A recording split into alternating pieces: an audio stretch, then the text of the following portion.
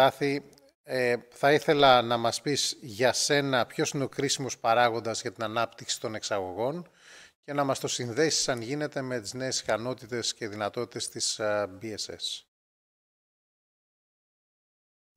Ευτυχώς προς το παρόν που μπορώ να προλάβω εγώ και τα παρακολουθώ. Έτσι. Ευχαριστώ πάρα πολύ για την πρόσκληση. Χαίρομαι που είμαι σε πάνελ με τόσο αξιόλογους συνολοιπόρους.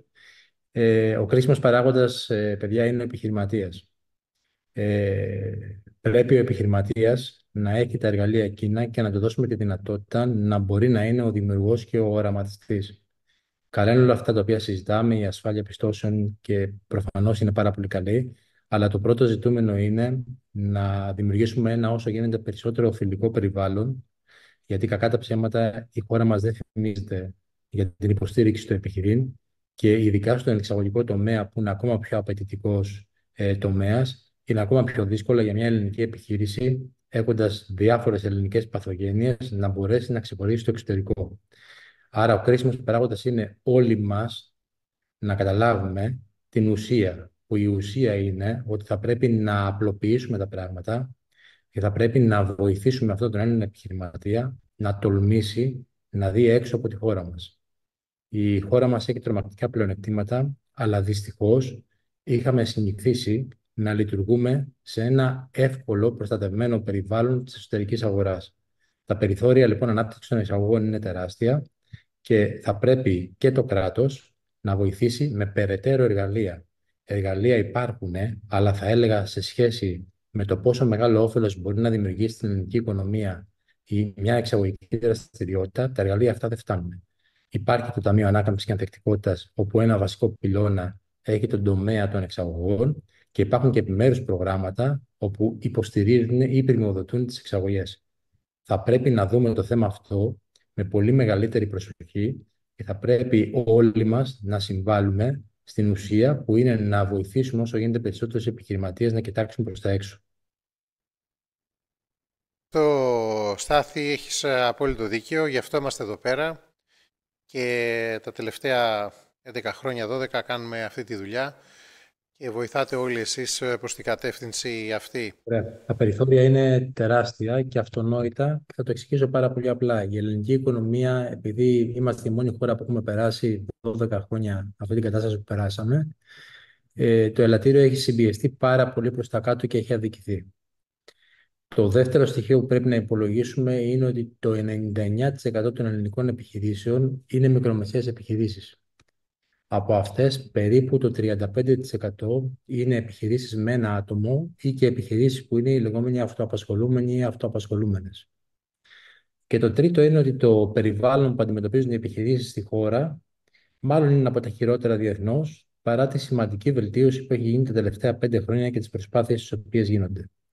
Άρα, αν σκεφτούμε ότι η οικονομία έχει αδικηθεί και έχει συμπιεστεί πολύ προς τα κάτω, ότι οι ελληνικές επιχειρήσεις είναι ακόμα το 99% μικρομεσαίες και ότι τα περιθώρια η βελτίωση είναι σημαντικά και ότι πλέον είμαστε σε ένα περιβάλλον που είναι σχετικά καλύτερο, μόνο που καλύτερα μπορούμε να πάμε. Τώρα, ποια είναι τι πρέπει να κάνουν οι ελληνικές επιχειρήσεις? Πάρα πολύ απλά. Η ελληνική μικρομεσαία επιχείρηση που έχει 4, 5, 7, 8, 10 άτομα, 12 προσωπικό, δεν μπορεί να έχει ξεχωριστό department credit control, δεν μπορεί να έχει ξεχωριστό τμήμα εισπρακτικό, δεν μπορεί να έχει ξεχωριστό οικονομικό τμήμα, δεν μπορεί να έχει ξεχωριστό τμήμα marketing, δεν μπορεί, γιατί όλα αυτά πάρα πολύ απλά είναι κόστη. Και τα κόστη δεν αντέχουν αυτή τη στιγμή οι επιχειρήσεις να τα πληρώσουν σε αυτά τα μεγέθη. Τι πρέπει λοιπόν να κάνουν? Θα πρέπει να βρουν εταιρείες οι οποίες μπορούν να τους παρέχουν outsourcing αυτές τις υπηρεσίες με ένα πολύ πιο εύλογο και χαμηλό κόστος, κάτι που κάνει παραδείγματος χάρη η BSS, ώστε να μπορούν να έχουν την υπηρεσία που χρειάζονται, στο βαθμό που τη χρειάζονται και στο μέγεθος που τη χρειάζονται. Το δεύτερο, θα πρέπει να επενδύσουν πάρα πολύ στην πιστοληπτική τους διαβάθμιση. Περάσανε οι εποχές που για να μπορέσουμε να πάρουμε μια χρηματοδότηση ή ένα εργαλείο, έπρεπε να έχουμε μπάρμπα στην κορώνη. Πηγαίναμε στο φίλο μας τον Μπάμπη στο υποκατάστημα στην τράπεζα και επειδή μας ήξερε και ήμασταν καλά παιδιά και μας εμπιστευόταν, μας έδινε το δάνειο. Ή ο προμηθευτής μας γνώριζε. Πλέον πάμε όλο και περισσότερο σε ένα σύστημα, είτε θέλουμε είτε δεν θέλουμε, το οποίο είναι απρόσωπο. μπαίνουν τα νούμερα της εταιρείας σου, βγαίνει μια βαθμολογία από τους οίκους πιστοληπτικής αξιολόγησης BBB ή SSE ή κάτι άλλο και σου λέει το παίρνεις ή δεν το παίρνεις.